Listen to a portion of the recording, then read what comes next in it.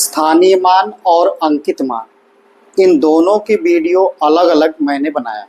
आज हम दोनों को एक कंबाइंड क्लास यहाँ पे देखते हैं। तो आइए देखिए क्या है स्थानीय मान और अंकित मान, ये दोनों क्या होते हैं, इन पे कुछ उदाहरण समझेंगे हम लोग। दोनों को जब अलग अलग एक ही जगह रख करके अलग अलग समझेंगे तो हमें जल्दी समझ में आ जाएगा। चलिए क्या है स्थानीय मान और अंकित मान, ये दोनों क्या होता है। तो स्थानीय मान क्या होता है, किसी अंक का वह मान जो किसी संख्या में उसके स्थान या स्थिति को प्रकट करता है। अंकित मान क्या होता है, किसी संख्या में किसी अंक का वास्तविक मान क्या है ये प्रकट करता है। ठीक, यानी एक स्थान या स्थिति प्रकट करता है और एक वास्तविक मान प्रकट करता है। ठीक, तो आइए चलिए हम लोग जो है उदाहरण के हिसाब से हम लोग समझते हैं। जैसे हम यहाँ पे लिख दें कि 3434। ठीक, 3434। तो सबसे पहले इसका हम क्या निकालेंगे, प्लेस वैल्यू, यानी कि स्थानीय मान। क्या ज्ञात करेंगे, स्थानीय मान। ठीक, पहले इसका हम क्या निकालेंगे, स्थानीय मान। तो स्थानीय मान निकालेंगे, देखिए यहाँ पे 4 है, यहाँ 3 है, यहाँ 4 है और यहाँ 3 है। ठीक है, समझ में आ रहा है। चलिए ये 4 है तो यहाँ हम क्या करेंगे, 4 गुणे 1 बराबर 4 कर देंगे। आ रहा है समझ में, क्योंकि ये इकाई पर है इसलिए 1 से गुणा होगा। ये 3 है तो यहाँ क्या होगा, 3 गुणे 10 बराबर 30 हो जाएगा। आ रहा समझ में। यहाँ पे 4 है तो यहाँ पे क्या होगा, 4 गुणे 100। देखिए 100 क्यों होगा, क्योंकि इकाई दहाई सैकड़े पर है। तो कितना हो जाएगा, 400 हो जाएगा।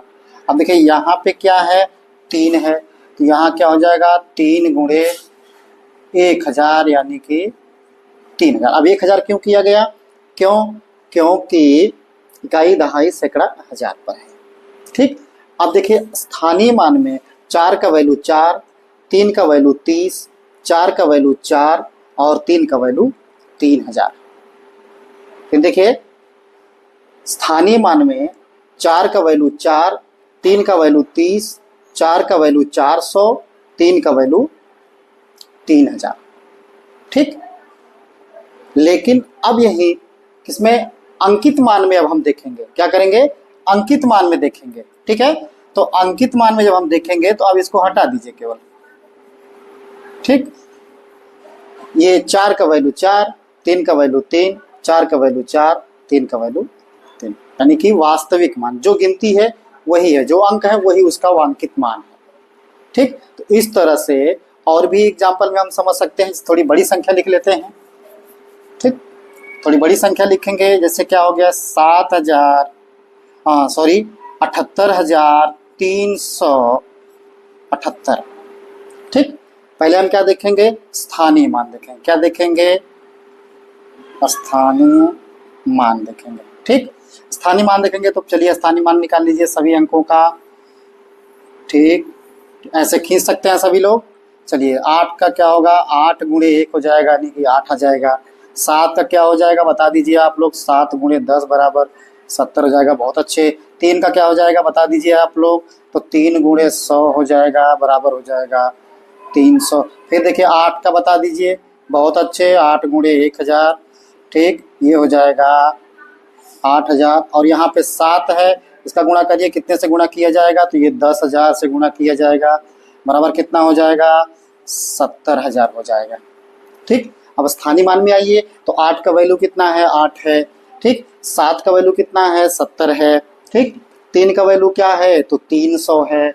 8 का वैल्यू क्या है, तो 8000 है। 7 का वैल्यू क्या है, तो देख लीजिए आपको समझ में आ जाएगा, 70,000 है। लेकिन अब यही अगर अंकित मान की बात की जाए तो इधर का सब हटा दीजिए। ठीक, इधर का सब हटा दीजिए। अब अंकित मान क्या हो गया, 8 का 8 हो गया, 7 का 7 हो गया, 3 का 3 हो गया, 8 का 8 हो गया, 7 का 7 हो गया। अब देखिए यहाँ पे कोई परिवर्तन हुआ, 8 है तो 8 ही रहा। 8 यहाँ पर भी 8 है, लेकिन इकाई दहाई सैकड़ा हजार पर है, लेकिन फिर भी यहाँ पे 8 ही है, 8000 नहीं हुआ। इसका मतलब अंकित मान जो होता है, वास्तविक मान जो होता है वो परिवर्तित नहीं होता है, जबकि स्थानीय मान में जो है स्थान या स्थिति बदलती रहती है। एक ही अंक अगर 2 बार 3 बार आता है तो उसका अलग अलग वैल्यू होता है, अलग अलग स्थान होता है।